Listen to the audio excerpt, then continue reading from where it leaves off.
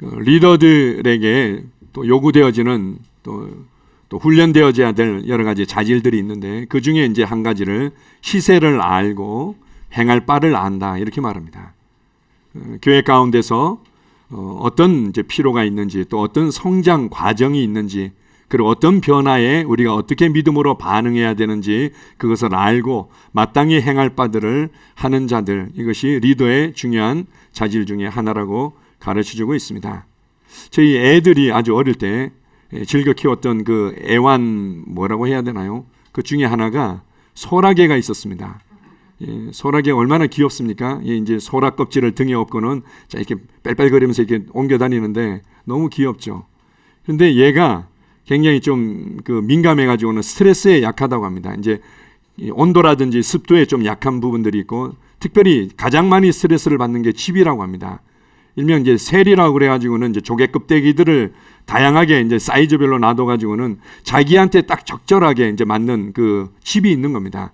그래서 몸집이 커지면은 그 집으로 옮겨가고 또 몸집이 커지면은 또 자기에게 맞는 또 이제 좀 더 큰 집으로 옮겨가고 독특한 이게 이제 이 애완 이제 동물인데 그런데 이제 얘가 이제 그걸 못하게 되면 자기가 원하는 사이즈에 조금 더 여유가 있는 집으로 이사를 못 가게 되면은 몸은 커지는데 이게 막 쪼여오는 거죠. 그러면 스트레스를 받아 죽게 됩니다.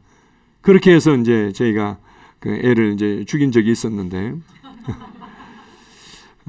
제가 이제 몇 차례 얘기했지만 나이가 들수록 이게 식물에 그렇게 관심이 가고 매번 정성을 쏟는 것만큼 푸르른 빛을 띠고 꽃을 피우는 것들이 너무 좋지 않습니까? 그런데 이것을 항상 내 손 안에 내 눈 안에 그대로 들어오는 이런 거 되면 좋겠다 해서 분재라는 걸 많이 하죠. 제가 이제 아주 고상하면서도 나쁜 취미라고 제가 이렇게 얘기를 하는데 이 분재가 제대로 완성되어지려면 이 철사 같은 걸로 칭칭 감아둡니다. 칭칭 감아둬서 원래 이 소나무의 이 본성대로 그냥 쭉쭉 자라고 뻗어나가지 못하도록 그의 본성을 억압하는 거죠. 억어해가지고는 그 철사에게 감긴 것만큼만 뒤틀리고 그만큼만 자라게 돼 있는 겁니다. 그렇게 하다가 나중에는 그것이 이제 굳어져 버려서 철사를 떼도 그 정도밖에 이제 자라지 않은 모습으로 이제 나타나는 거죠. 관상용이 이제 되는 부분들이 있습니다. 인생도 마찬가지입니다. 인생도 성장의 과정이 있고 성장하기 위해서는 반드시 변화를 거쳐야만 되고 그리고 이 변화에는 진통이 있고 대가를 지불해야 될 부분들이 있는데 이러한 어떤 시기들을 보지 못하면 특별히 우리가 이제 자녀들에 대해서 자녀들이 어떻게 지금 성장의 과정을 밟고 있고 어떤 변화의 과정을 밟고 있는지를 제대로 이해하고 그것을 도와주지 못하면 이 엄마의 역할이 오히려 꽉 갇힌 소라 껍질 같은 역할이 될 수도 있고 이 분재의 철사와 같은 역할들이 될 수가 있습니다. 아이들이 자라가는 부분에 있어서 크게 이제 네 가지의 어떤 부분들을 부모들이 이해할 필요가 있는 거죠. 아이들이 제대로 자라기 위해서 제일 먼저 우리가 제공하고 도와주는 것은 지식이 증가하도록 도와주는 거죠. 아이들이 책을 읽으면서 좀 더 넓은 세계들을 접할 수 있도록 도와줍니다. 그런데요, 아이들을 유심히 지켜보면서 그 다음 단계를 도와주지 않으면은 아이들은 자기가 좋아하는 것만 읽으려고 합니다. 그러다가 어떤 경우들은 뭐 스릴러 같은 이런 이제 범죄 뭐 소설이라든지 뭐 이런 쪽으로만 계속 읽다가 이상한 삶에 대한 관점들이 생길 수 있는 거고 또 그 외에 뭐 또 이렇게 좀 치우친 여러 가지 어떤 책들이나 관점들 이런 것들을 이제 접하면서 상당히 비판적인 경우들이 생기는 부분이 있습니다. 이 비판적인 경우들은 그냥 비판하고 싶어서 비판하기 본다보다도 그냥 한쪽으로나 안 그러면은 뭔가 이 지도 없이 읽다 보면은 이상주의가 생기는 거죠. 뭔가 이래야만 된다. 공산주의는 사실은 이상주의죠. 이제 그런 것처럼 이래야 된다라는 이상주의가 결국은 삶을 굉장히 좀 어둡고 비판적이고 이제 이렇게 이제 바라보도록 만드는 거죠. 그래서 지식이 증가하는 부분들을 봐서 이렇게 도와줘야 되겠구나. 저희 아내가 이제 사실은 이제 사서로서 젊은 부모님들에게 권해주는 것 중에 하나가 이제 부모님들은 그 부분에 있어서 좀 더 해박한 지식이 없다 보니까 그냥 출판사에서 주는 대로 아이들에게 이제 책을 구매해서 합니다. 뭐 이제 교원에서 시리즈로 뭐 어떤 시리즈 해가지고 다 사주고 아니면 또 뭐 웅진에서 무슨 시리즈로 뭐 좋다고 그러더라 다 사주고 그렇게 하지 말라는 거죠. 아이들에게 맞게 필요한 책들을 부분적으로 따로따로 다른 출판사의 것들을 이제 골라서 읽히도록 도와주는 것들이 필요합니다. 저희가 이제 특별히 큰애가 보니까요. 어릴 때 이 블럭 가지고 조립하는 것들을 굉장히 잘하고 좋아하더라고요. 그래가지고 이제 제 기억으로는 거의 한 주먹만 많지는 않지만 보다 좀 작은 블럭 가지고는 노는데 처음에는 너무 재미있고 신기하더니 나중에는 이거 이제 지루해 하는 거죠. 왜냐하면 몇 번 뚝딱뚝딱 하면은 이제 모양이 만들어지고 이제 재미가 없는 거예요. 요때쯤 제가 이제 조금 더 작은 블럭을 사줬습니다. 조금 더 작은 블럭을 사주니까 너무 신나게 자기 마음대로 만들어가면서 이렇게 하더라고요. 근데 조금 지나고 나니까 이것도 재미가 없어. 왜냐하면 아무리 작아도 뚝딱뚝딱 하니까 이제 또 그게 쉽게 만들어지니까요. 그래서 조금 더 작은 블럭을 사줬습니다. 그랬더니 이제 자기가 이제 창작을 하는 거죠. 자기가 원하는 모양대로 이렇게도 만들고 저렇게도 만들고 이러면서 이제 그렇게 개발되어지는 부분들이 있습니다. 아이들이 뭘 좋아하는 것뿐만 아니라 지금 어떻게 성장하고 있고 그 성장에 어떤 변화들이 필요한지를 읽을 필요가 있는 거죠. 두 번째로 보면은 아이들에게 균형 잡힌 성품의 훈련들이 반드시 따라줘야만 합니다. 지금은 이제 아이들이 좀 귀하고 또 아이들을 특별하게 키우고 싶은 또 욕심들이 많고 비교되어지는 부분도 있다 보니까 아이들을 존중하고 아이들 말에 더 경청하고 아이들을 더 많이 배려하고 여기에 이제 치우쳐 있는 거죠. 아이들이 부모님을 좀 더 존중하고 아이들이 부모님을 배려하고 아이들이 부모님에게 경청하고 다른 사람들에게 경청하고 이런 부분들은 점점 약화되고 오히려 이제 본인이 배려받고 본인의 얘기들을 더 많이 하고 이런 쪽으로 이제 아이들이 훈련되어지다 보니까 이제 관계성도 약해지고 그리고 성품도 치우치는 부분들이 있습니다. 그러다 보면은 삶을 한 부분적으로 볼 수 있게 되는 거죠. 인생은 살만한 가치가 있고 정말 함께 살아가야 될 가치가 있는 아름다운 인생이다. 이런 것들을 볼 수 있게끔 균형 잡힌 성품들이 훈련되어지도록 하고 그리고 관계성을 이해하고 관계가 확장되도록 도와줄 필요가 있습니다. 그렇지 않으면은 조금이라도 이제 상처가 되거나 조금이라도 마음에 안 들거나 서운하면은 그냥 절교해버리고 싫다 그러고 그리고는 그냥 아예 그냥 이게 끼리끼리 모이기만 좋아하고 이렇게 되어지면은 아이가 정말 하나님의 사람으로 그리고 복음의 영향력을 끼치는 이 복의 통로로 쓰임 받을 수가 없는 거죠. 이러한 이제 아이들의 그 과정들을 읽혀줄 필요가 있습니다. 제 기억나는 것은 아이들은 이제 고학년이 돼가면서요. 전에는 이제 아이들이 필요하다 그러면 뭐 이제 사주고 또 용돈도 주고 이제 이렇게 하다가 나중에는 일주일치 용돈을 줬습니다. 일주일 동안 이제 뭐 2,000원, 3,000원 이렇게 가지고 그거 가지고 쓰라고 그러니까 그거는 약간 이제 좀 자기가 이제 조절할 만하더라고요. 그래서 이제 고학년이 됐을 때 제가 보니까 이제는 자기 스스로 뭔가 삶에 대해서 책임질 수 있는 것들을 조금 더 훈련시켜주면 좋겠다 해서 제가 한 달 용돈을 주기 시작했습니다. 한 달 용돈을 주면 보통 일주일이나 열흘이면 다 끝납니다. 그리고는 이제 사실은요 없고요 뭐 세고 뭐 하고 이제 이렇게 얘기를 하죠. 그러면은 이제 그때 이제 기꺼이 이제 해주고 그러나 네가 이제 다음번에는 요거는 요렇게 헌금하고 요건 요렇게 용돈 쓰고 요렇게 해야 돼. 물론 이게 제대로 안 되죠. 그러나 그의 어떤 성장 과정에 맞게 또 그의 여러 가지 변화에 맞게 그 시기들을 이해하면서 이끌어줄 필요가 있는 겁니다.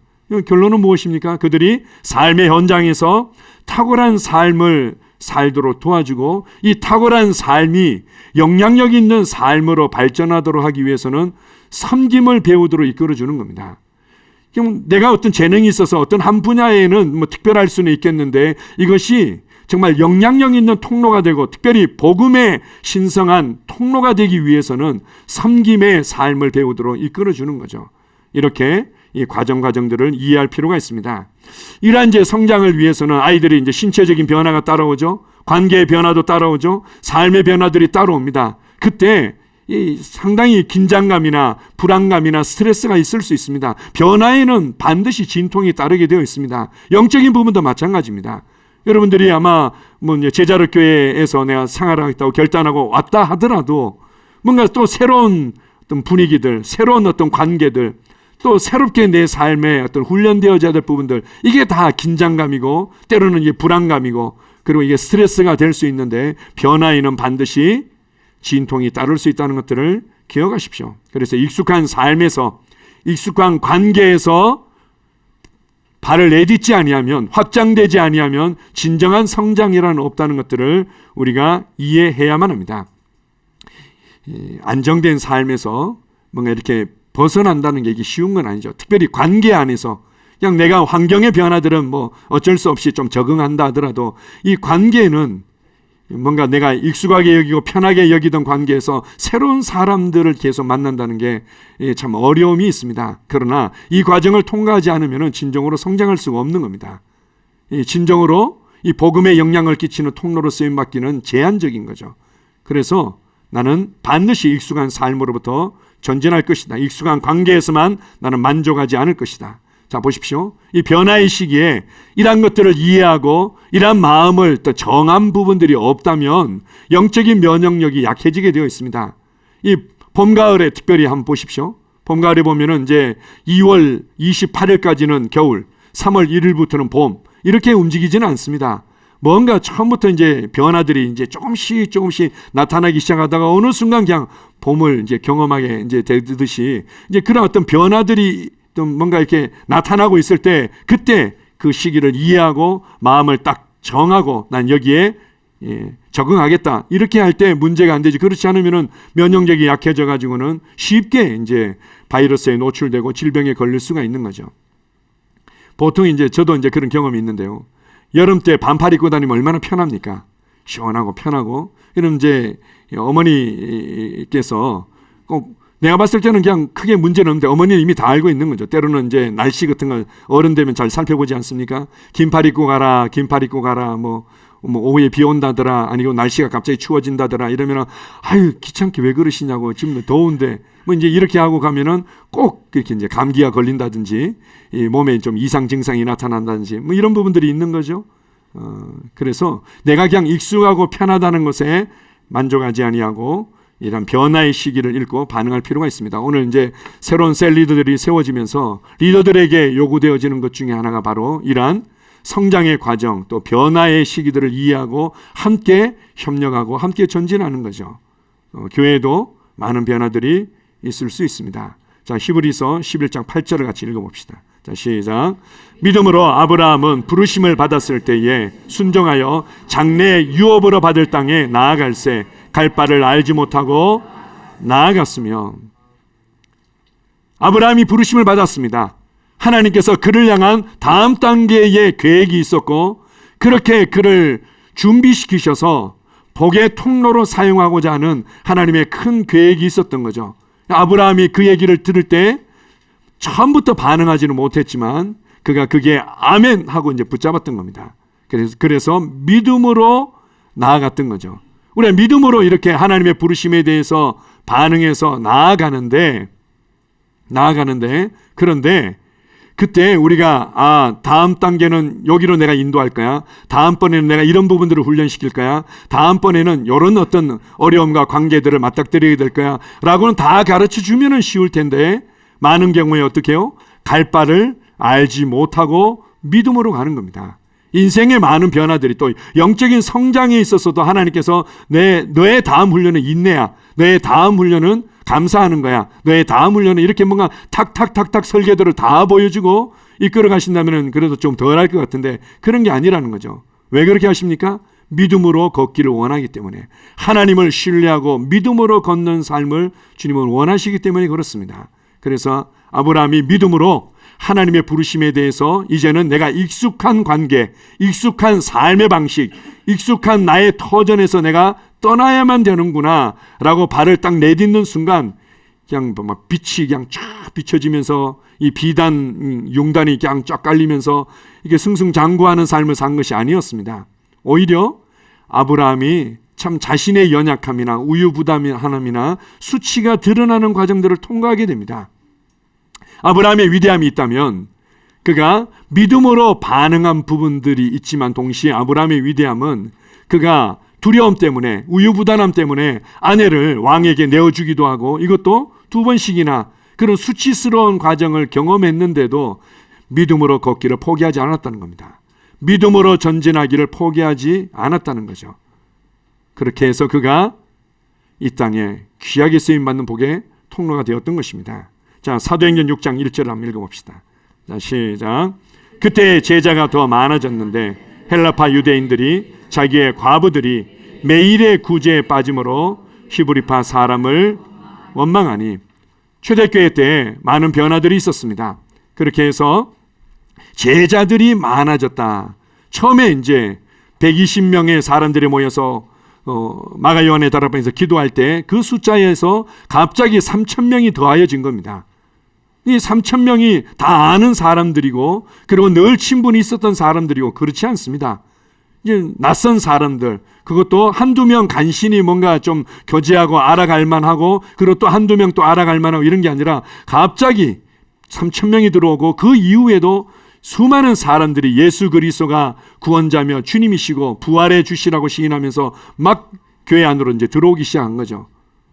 교회의 가장 중요한 본질은 말씀의 사역이었고 그리고는 그들이 하나님과의 교제와 그 부르심을 따라 사는 삶이었는데 그것만 하면 얼마나 좋겠습니까? 이 사람들이 막 몰려 들어오다 보니까 이제는 사람들의 육신적인 필요도 있고 영적으로 그 수준에 맞게 돌봐야 될 필요들이 그냥 많아진 겁니다. 특별히 그 중에 이제 재정적으로 어려운 과부나 고아들을 돌봐야 될 구제 사역의 필요들이 그냥 많아진 거죠. 그래서 이제 구제 사역을 이제 힘쓰게 된 겁니다. 구제 사역을 하다 보니까 이제 문제가 생긴 거죠. 어떤 사람들은 소외되고 어떤 사람들에게 많이 가고 어떤 사람들에게는 뭔가 이제 좀 서운한 마음이 들도록 만들고 이래가지고는 초대교회 그 성령 충만한 교회에 아무 문제가 없을 것 같지만 원망들이 있었던 거죠. 실제로 변화가 있을 때 많은 피로들도 있고 또 피로들을 위해서 우리가 섬기지만 또 원망과 불평과 문제들이 있을 수 있는 겁니다. 어떻게 했을까요?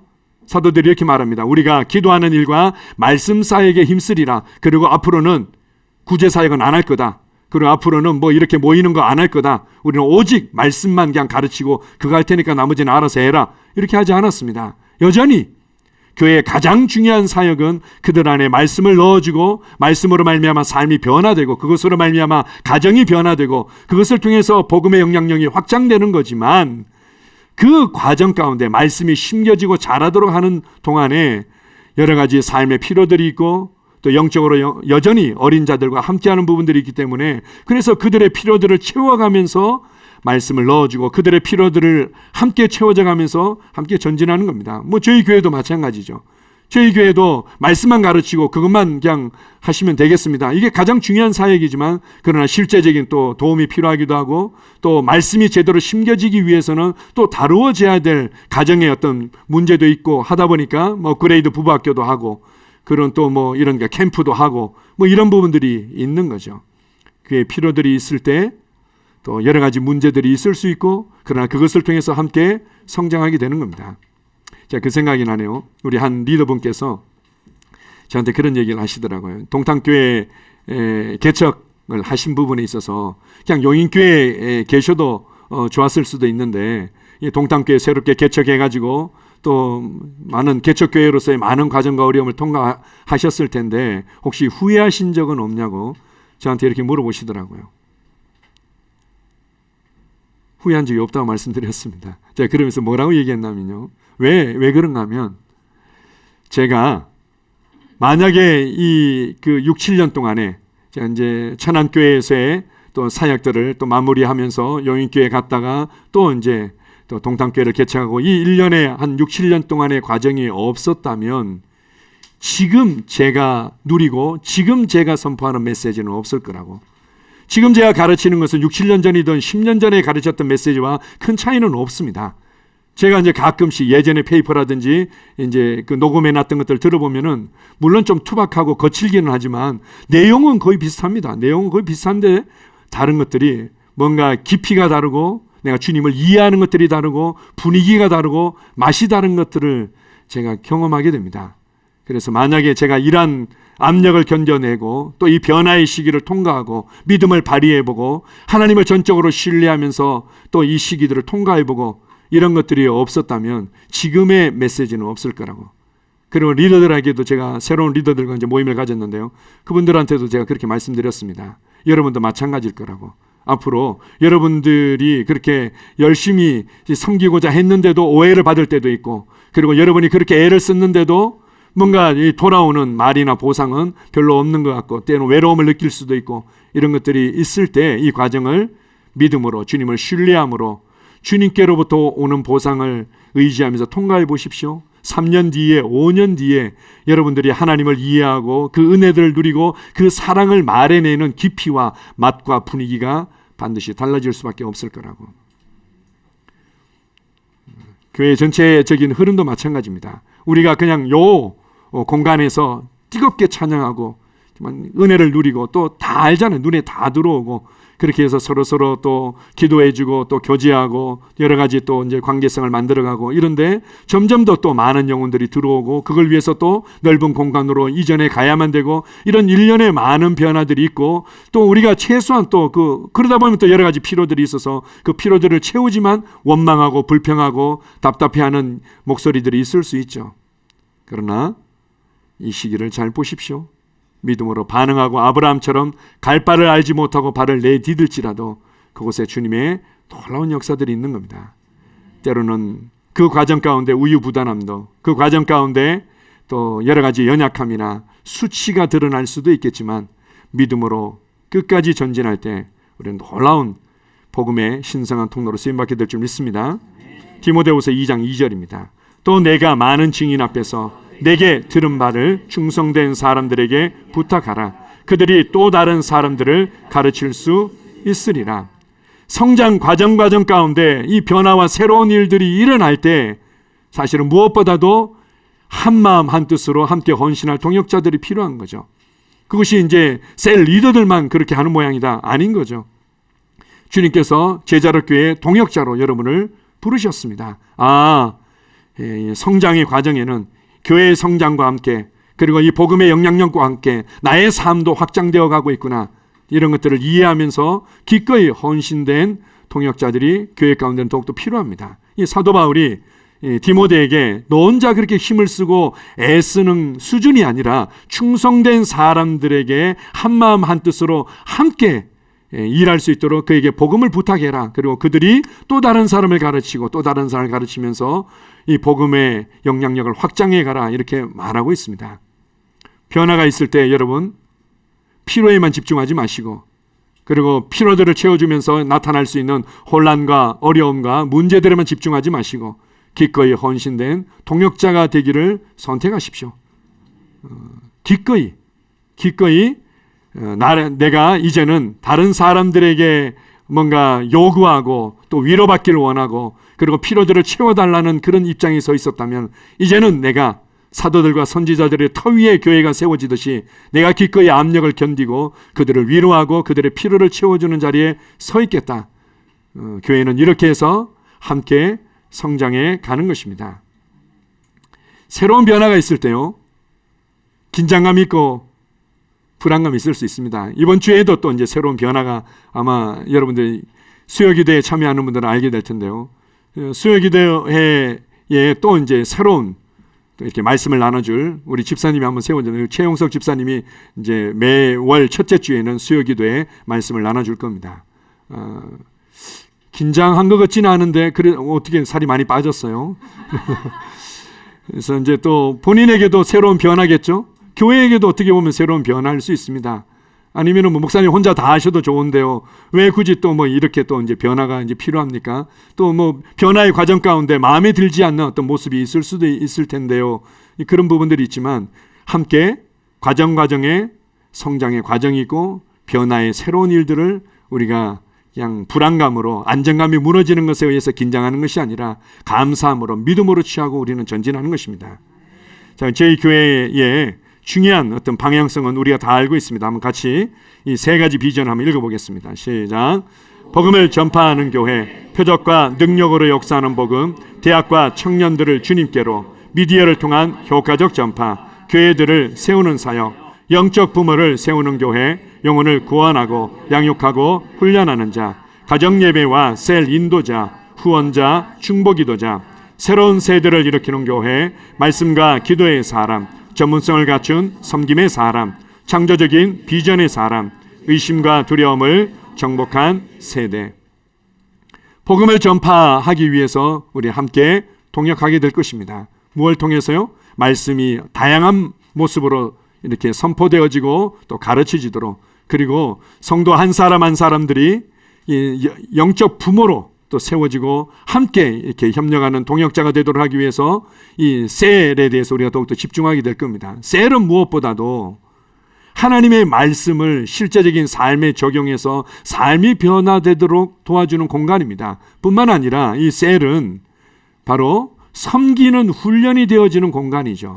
영적인 성장은 지식을 많이 쌓고 뭔가 활동을 많이 하면 성장했다고 생각되어지는데요. 그게 아닙니다.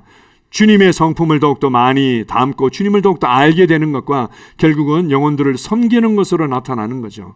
나를 위해서 사는 삶이 아니라 복음을 위해, 주님을 위해, 영혼을 위해 사는 삶으로 나타나는 거죠. 이번에 이제 그 새로운 리더들도 성령의 삶, 능력의 삶을 읽고 소감문을 제출하는데요. 이제 미리 이제 제출을 하셨던 우리 셀 리더, 새로운 셀 리더가 소감문을 제출하면서 이렇게 고백을 하더라고요. 자기가 이제 이 책을 읽으면서 그리고 셀 리더로서 이제 새롭게 섬길 것을 생각할 때 자기가 어떤 섬김을 받았는지가 계속 생각이 나더랍니다. 자기가 여기까지 오도록 얼마나 많은 그 리더들이 자신을 섬겨줬는지, 자기를 이끌어주고 도와주었는지, 이런 것들을 생각하면서 아, 그렇구나, 리더의 삶은 섬김의 삶이구나, 나도 내가 받은 사랑과 이 은혜들을 어떻게 하면 내가 잘 흘려보내야 되겠다, 이런 결단을 했다고 얘기를 하더라고요. 셀 안에서 이루어지는 것은, 그리고 우리가 셀을 강조하는 것은 뭐 어떤 그 싱가포르의 이제 목사님은 그렇게까지도 뭐 강조를 하시더라고요. 어떤 분들이 셀에 소속되어지지 않아서 예배만 이제 드리는 겁니다. 그러니까 아니, 당신은 이렇게 셀 교회라고 그러고 셀 중심의 교회고 셀을 이렇게 강조하는데 셀에 참여하지 않고 그냥 예배만 드리는 사람들을 어떻게 목양하십니까? 이렇게 이제 물어본 거죠.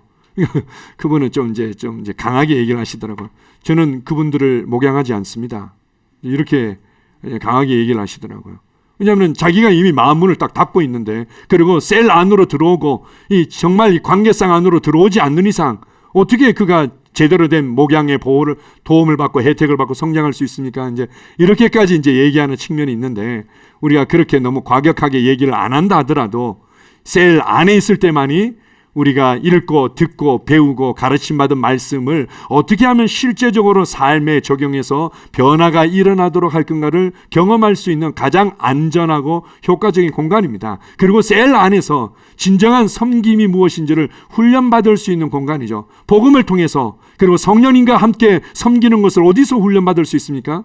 기껏해야 이제 부모로부터 이 육신적인 어떤 부모의 사랑을 좀 경험하는 수준이지, 정말 이 말씀을 가지고 그리고 성령님과 함께 한 영혼을 정말 세우고 변화시키도록 섬기는 것은 셀 안에서밖에 제대로 배울 수가 없습니다. 제가 일일이 여러분 한 분 한 분을 쫓아다니면서 그 부분을 보여주거나 가르칠 수는 없는 거죠.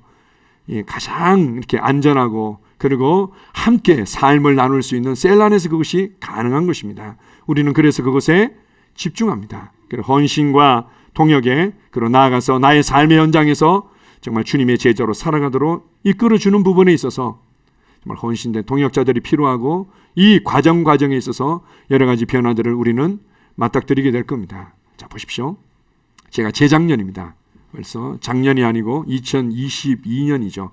2022년도 한 중반기쯤에 함께 예배드리고 찬양하는데 주님께서 저에게 아주 강한 감동이 있어서 한 2번 정도의 강한 감동이 있었습니다. 이제 제자력 교회를 통해서 복음의 영향력이 더욱더 확장될 것이라는 그런 감동들을 주시더라고요.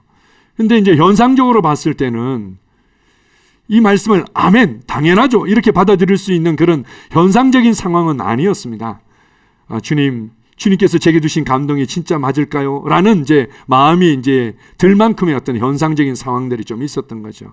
그런데 감사한 것은 그때부터 주님께서 이제 사람들을 붙여주시는데, 그때 이후로, 뭐 그 이전에도 마찬가지지만 그때 이후로 특별히 더 정말 제가 얘기를 나눠보고 또 이렇게 함께 어떻게 이제 교회 생활을 하셨는지, 어떻게 예수를 믿게 됐는지, 어떻게 성장해 오신 얘기를 들어보면은 정말 그분들이 하실 수 있는 최선의 헌신들을, 나아가서는 최고의 헌신을 했던 분들인 거예요. 그런데 정말 이 복음 안에서 자유하고 복음 안에서 계속해서 성장하지 못하고 갈급해서 찾다가 결국은 이 종착역과 같은 이 제자롭게로 오신 분들이 이제 연결되기 시작한 거죠.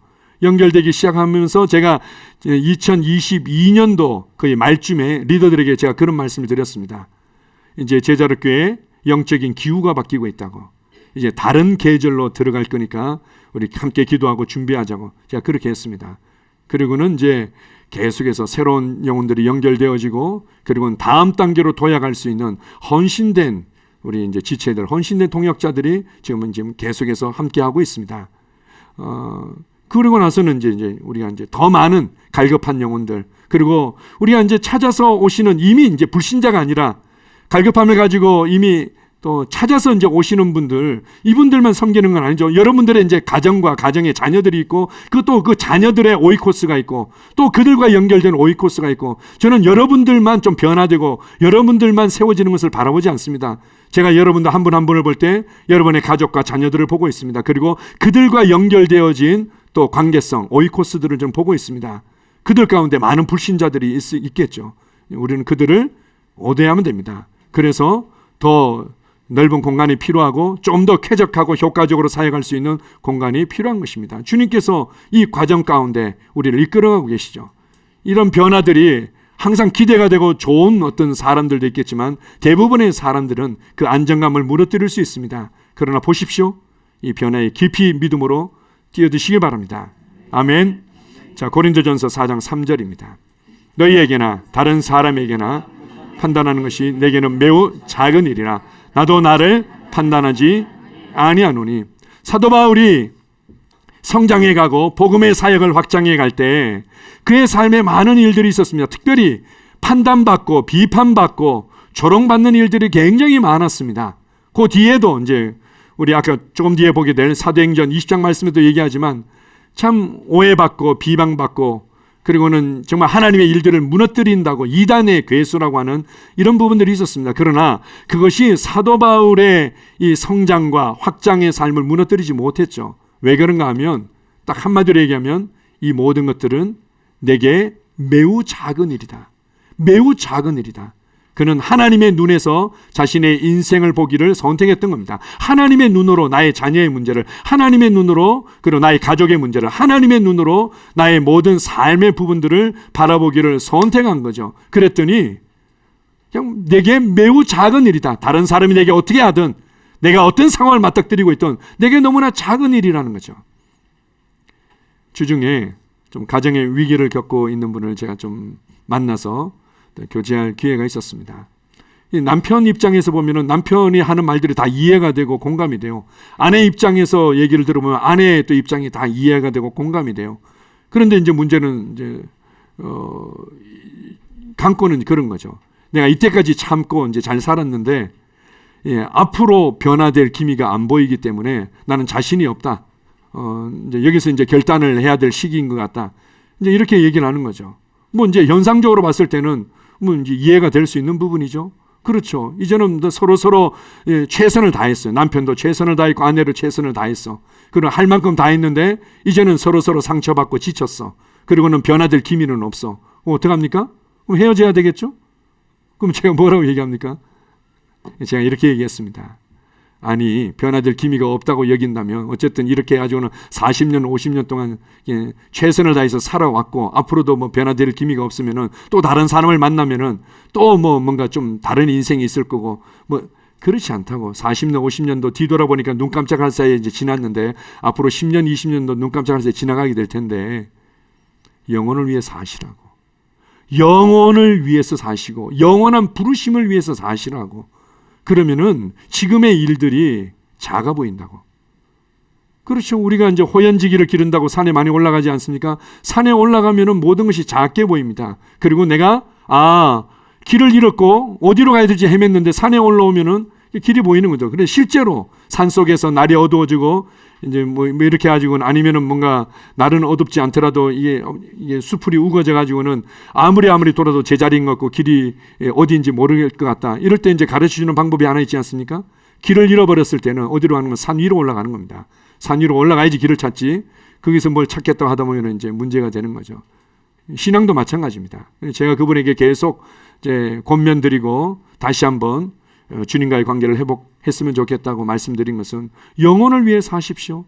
이때까지 최선을 다해서 산 인생이 이 수준인데 내가 뭔가 좀 더 환경이나 상황이 바뀌면은 이전과는 완전히 다른 삶을 살 거라고요. 이때까지도 그 최선을 다한 삶이 이렇다면 이제는 영혼을 위해 사십시오. 높은 곳에서 본다면 삶은 달라질 수밖에 없습니다. 영원한 부르심을 위해서 산다면 인생은 쉬워지게 되어 있습니다. 내게 매우 작은 일이다. 내게 매우 작은 일이다. 한번 보겠습니다. 사도행전 20장 23절 24절입니다. 오직 성령이 각 성에서 내게 증언하여 결박과 환난이 나를 기다린다 하시나 내가 달려갈 길과 주 예수께 받은 사명 곧 하나님의 은혜의 복음을 증언하는 일을 마치려 하면은 나의 생명조차 조금 더 귀한 것으로 여기지 아니하노라. 결박이 있고 환난이 있다. 좋지 않은 변화죠. 좋지 않은 변화들이 있고 무시가 있고 상처가 있고 오해가 있고 그리고 내가 원하는 좀 안정감이 무너지는 이러한 이제 어려움이 있었던 거죠.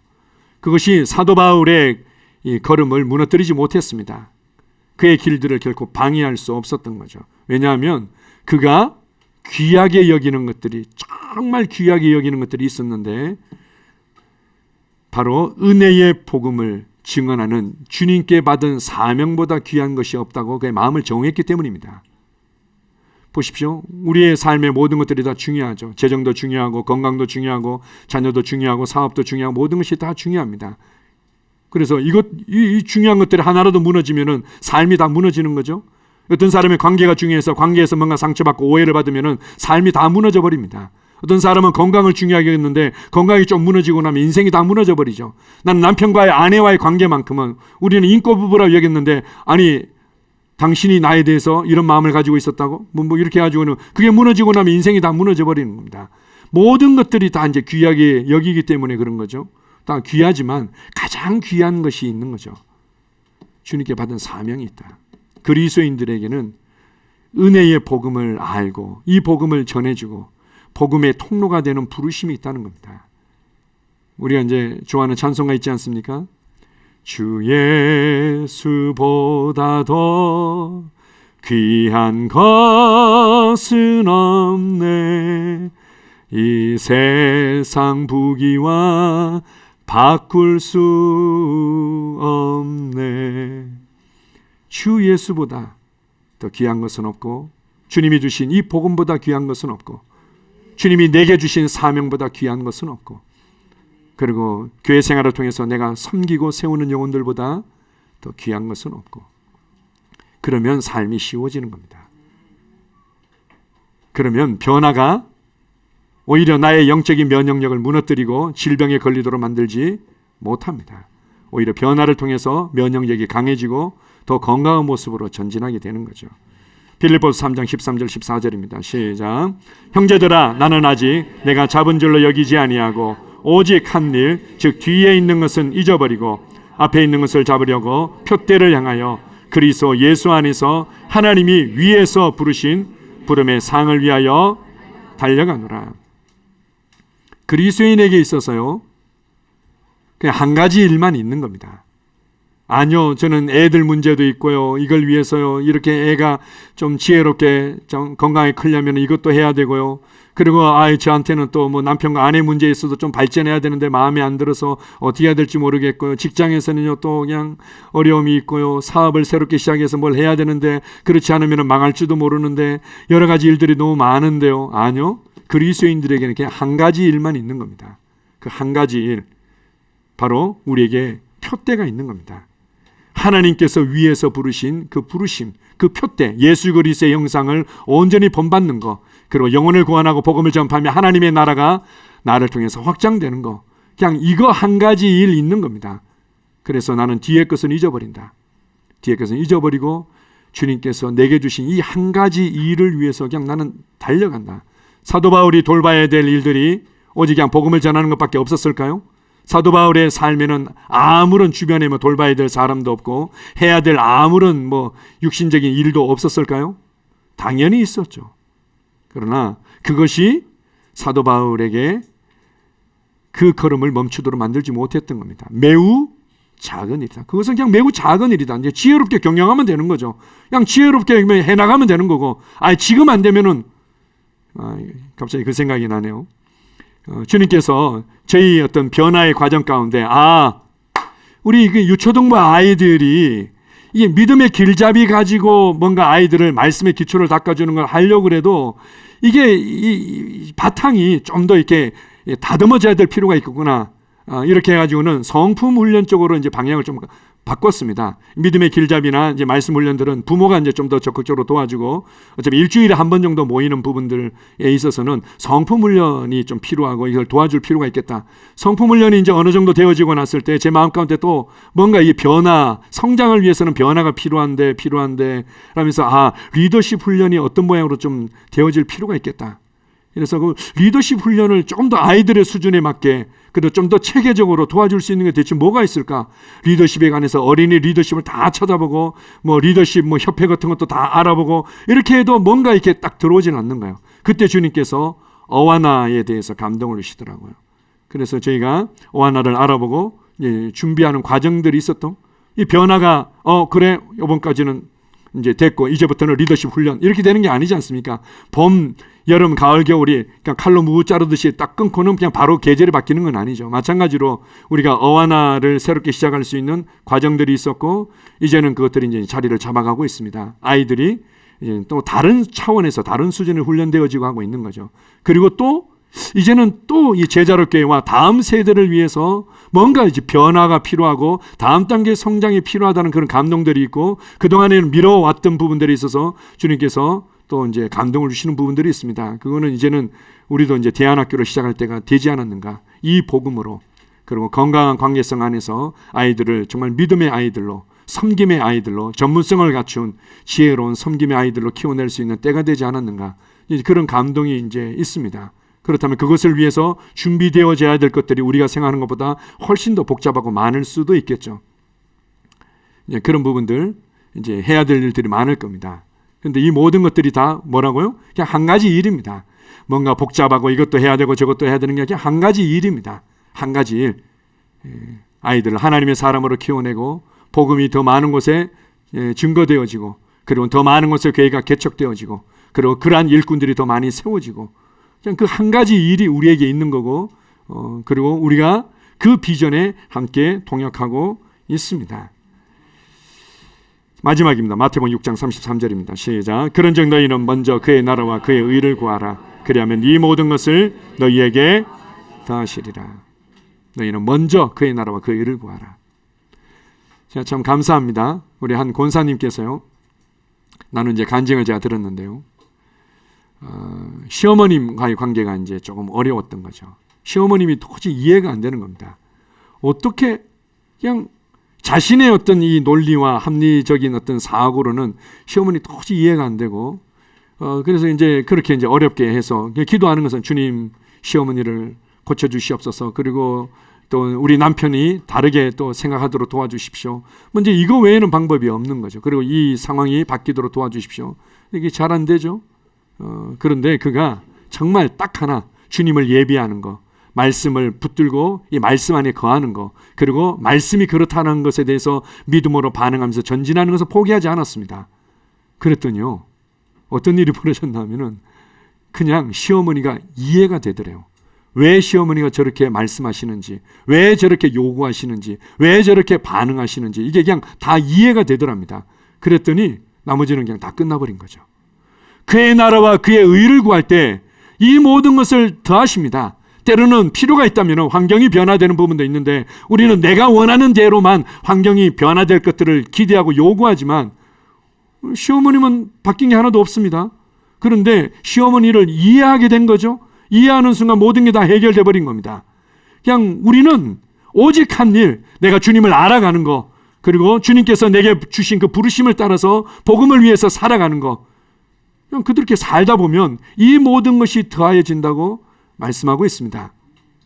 여러분의 삶에 어떤 필요들이 있습니까?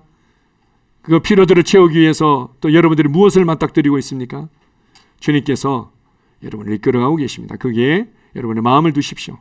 그리고 오늘 특별히 새로운 리더들을 세우고 우리 제자로 교회가 이제 다음 단계로 전진하는 것에 대한 또 다른 확실한 또 사인이고, 또 우리의 또 격려라고 생각되어지는데요. 리더들과 또 우리 성도님들이 기억하십시오.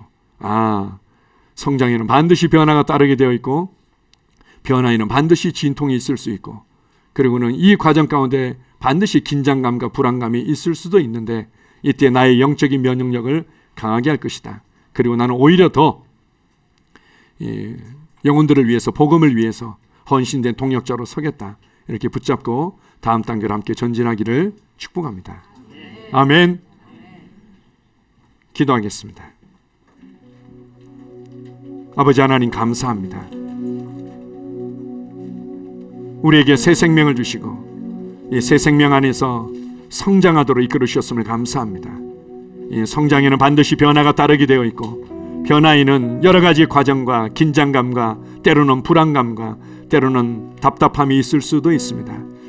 진통이 따를 수 있지만 주님은 알고 있습니다.